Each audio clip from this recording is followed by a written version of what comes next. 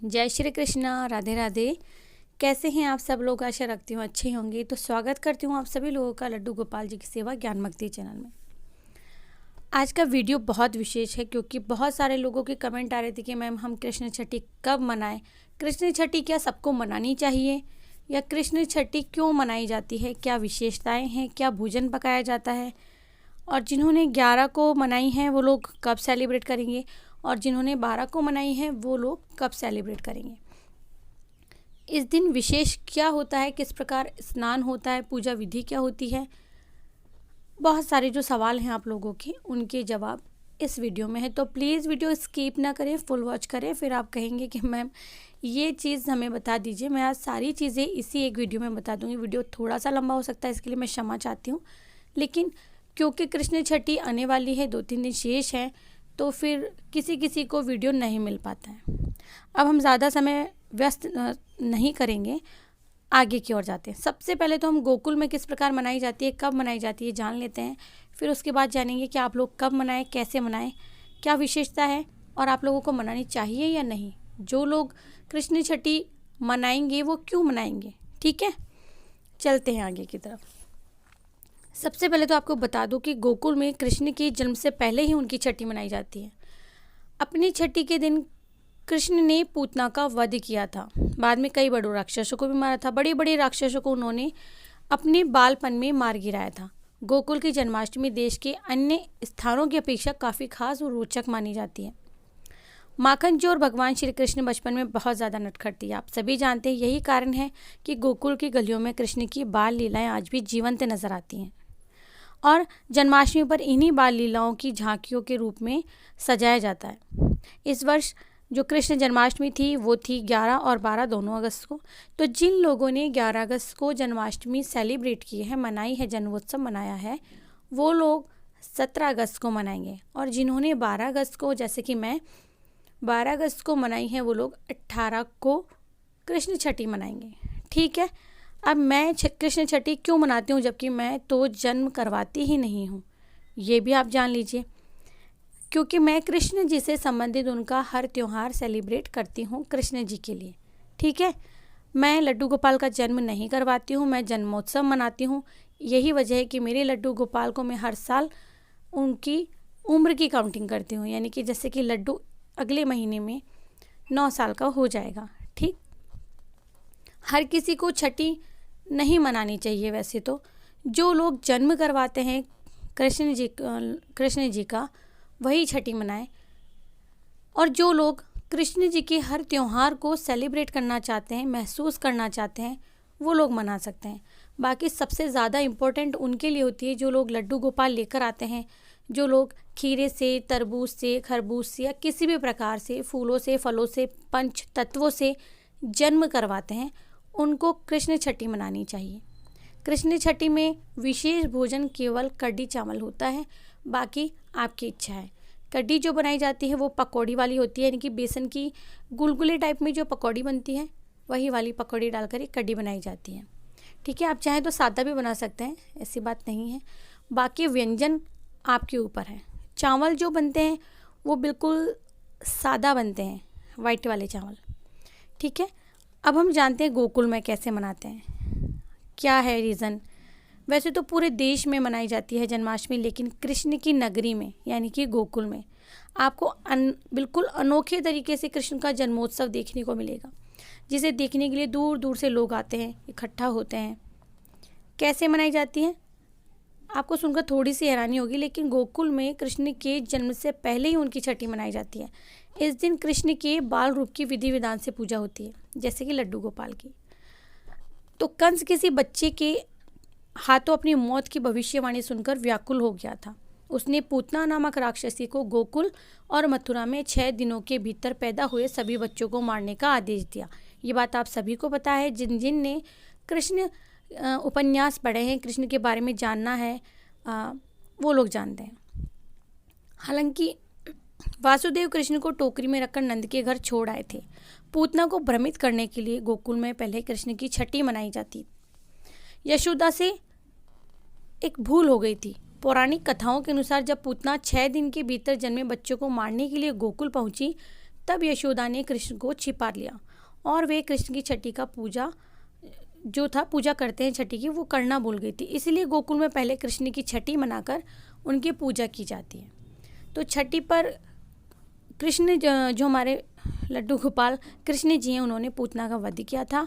माँ यशोदा के काफ़ी प्रयासों के बाद भी पूतना कृष्ण तक नहीं पहुंच गई, पहुंच गई थी और उसको मारने के लिए अपनी गोद में उठाकर और अपना जहरीला दूध पिलाने लगी थी, लेकिन कृष्ण ने पूतना का ही वध कर दिया।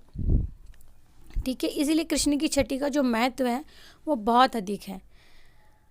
अब देखिए, अपने छठी के दिन कृष्ण ने पूतना का वध किया था, कई बड़े राक्षसों को भी मारा था। इसलिए जब कृष्ण 1 वर्ष के हो गए तो उनका जन्मदिन मनाने के लिए यशोदा ने गोकुल वासियों को आमंत्रित किया था और इस दौरान गोकुल की बड़ी बूढ़ी महिलाओं ने यशोदा को पहले छठी पूजने और फिर जन्मदिन मनाने की सलाह दी थी।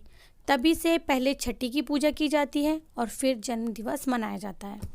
अब देखिए, गोकुल की महिलाओं की बात सुनकर माँ यशोदा जो थी, कृष्ण के जन्म के 1 दिन पहले उनकी छठी पूजा की और ब्राह्मणों को भोजन करवाया था। तो तभी से गोकुल में जन्माष्टमी से पहले छठी मनाने की प्रथा चलती आ रही है। तो यही कारण है कि गोकुल की जन्माष्टमी देश के और जो स्थान हैं वहाँ की अपेक्षा में काफ़ी रोचक भी है और ख़ास भी है। ठीक है, तो भगवान श्री कृष्ण जो हैं, जब तक जन्म नहीं ले लेते तब तक बिल्कुल भी नहीं सोना चाहिए। कई लोग सोचते हैं कि दोपहर में थोड़ा सो जाते हैं, वैसे तो समय इतना मिल नहीं पाता। और पूजा में कान्हा जी को झूला झूलाना बहुत ज़रूरी होता है, पंजीरी बनाना बहुत ज़रूरी होता है। भगवान श्री कृष्ण जो थे, तो जो असुर जो अत्याचार कर रहे थे लोगों पर, भगवान श्री कृष्ण ने अपनी बाल अवस्था में, अपने बचपन में ही सभी लोगों को उन अत्याचारों से मुक्त करवाया था। तो देखिए, कृष्ण छठी कैसे मनाते हैं। जन्माष्टमी के 6 दिन बाद कन्हैया जी की छठी मनाई जाती है। इस दिन जो भी भक्त होते हैं विधि विधान से भगवान की पूजा करते हैं, कढ़ी चावल बनाते हैं। जो भी पकवान आप बनाकर उन्हें भोग लगाना चाहे, कढ़ी चावल विशेष भोग होता है, ठीक है, आप उन्हें भोग लगा सकते हैं। साथ ही में कृष्ण जी को पीले रंग के वस्त्र पहनाने की मान्यता है, लेकिन ऐसा कुछ ज़रूरी नहीं है। जिनके पास नहीं है वो ज़रूरी नहीं कि पीले रंग के वस्त्र पहनाएं। तो उस दिन माखन मिश्री का भोग अवश्य लगाएं। और लड्डू गोपाल या कृष्ण जी हैं आपके पास में, उन्हें आप दूध से स्नान करवाएं। दूध से स्नान करवाने की परंपरा होती है जन्माष्टमी के 6 दिन बाद में। ठीक है, अब आप काउंट कर लीजिएगा, आपने 11 को मनाया, 12 को मनाया है, उस हिसाब से। सबसे पहले तो कान्हा जी को सुबह के समय आप दूध से स्नान करवाएं, पंचामृत से स्नान करवाएं। इसके बाद में आप कान्हा जी को स्नान करवाने के बाद में शंख में गंगा जल लेकर के फिर स्नान करवाएं।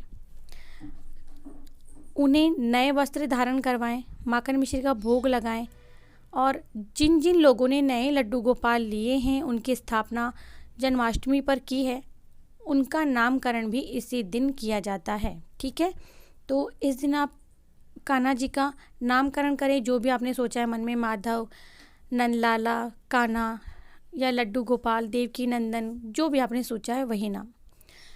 तो इसके बाद में आप अपने घर में उन्हें स्थान दें, सदस्य का स्नान दें, उनसे प्रार्थना करें कि घर में सुख समृद्धि और धन वैभव की वृद्धि हो। और छठी के दिन जो विशेष भोग बनाया जाता है, उनसे प्रार्थना करें कि आप इसे स्वीकार करें। तो इस तरह से छठी उत्सव मनाया जाता है। आप चाहें तो उस दिन में उन्हें झूला झुला सकते हैं, वैसे झुलाना चाहिए ही चाहिए, लेकिन हो सकता है किसी की मान्यता नहीं हो, तो जिनकी मान्यता है वो झुला सकते हैं। वैसे तो झूला झुलाना ही झुलाना चाहिए। तो श्री कृष्ण का जन्म कंस के कारागार में हुआ था। आधी रात का समय था, तेज बारिश हो रही थी।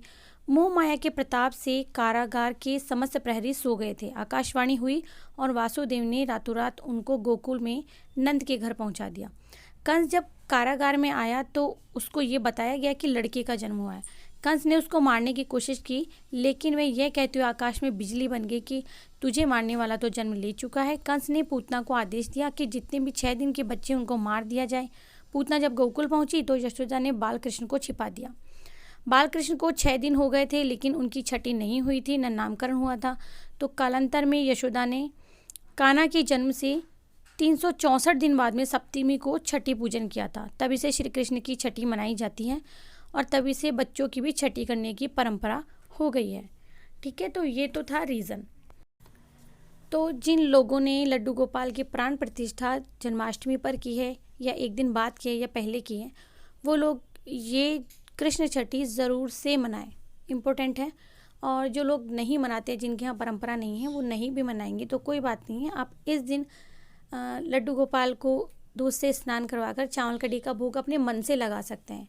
ये कोई परंपरा नहीं होती, बस ये है जिन लोगों ने जन्म करवाया है या जो लोग हर साल जन्म करवाते हैं। मैं हर साल जन्म नहीं करवाती हूँ, मेरे लड्डू और गोपाल मेरे पुत्र समान है, मैंने उनको पुत्र बनाकर अपने घर का सदस्य बनाया है। तो मैं कृष्ण छठी केवल कृष्ण जी के लिए मनाती हूँ, और मनाने का मतलब है उन्हें भोग वगैरह लगाना, और ऐसा कुछ नहीं है मैं उनको अन्न का भोग नहीं लगाती हूँ, कभी लगा भी देती हूँ, कभी नहीं भी लगाती। तो इसमें कुछ झूठ बोलने वाली बात नहीं है, प्रॉपर जो है मैंने वही आपको बात बताई है। क्योंकि सारी बात आ जाती है भाव पर कि मेरे भाव क्या हैं, आपके भाव क्या हैं। मेरे भाव ऐसे होते हैं कि 6 दिन तक मेरे बच्चा खाना नहीं खाएगा, ऐसे कैसे चल सकता है। तो जो लोग जन्म करवाते हैं प्रत्येक वर्ष, या जो लोग लड्डू गोपाल की स्थापना करते हैं, प्राण प्रतिष्ठा करते हैं, उनके लिए मोस्ट इम्पोर्टेंट होता है कृष्ण छठी मनाना। तो ये जो इम्पोर्टेंट जानकारी थी मैंने आपको दे दी है, और आपको कब मनानी है वो भी मैंने आपको बता दिया है। विशेष भोग क्या है ये भी मैंने आपको बता दिया है। आप चाहे तो उस दिन मौसमी फलों का भोग लगाएं या विशेष कोई मिठाई मंगवाएं, ये सब कुछ आपके ऊपर निर्भर होता है, क्योंकि भगवान हमारे भाव के भूखे हैं। जो प्रचलन है वो भी आप कर सकते हैं, या जो आपका मन का भाव है वो भी आप कर सकते हैं। प्रभु किसी चीज़ के लिए मना नहीं करते, वो सब स्वीकार करते हैं। तो अगर आपको वीडियो अच्छा लगा हो तो प्लीज़ वीडियो को ज़रूर से लाइक करें, चैनल को सब्सक्राइब करें, फ्रेंड्स फैमिली में शेयर करना ना भूलें। मिलते हैं नेक्स्ट वीडियो में कोई भी प्यारा टॉपिक लेकर के। तब तक के लिए जय श्री कृष्णा, राधे राधे। आप सभी को कृष्ण छठी की ढेर सारी शुभकामनाएं।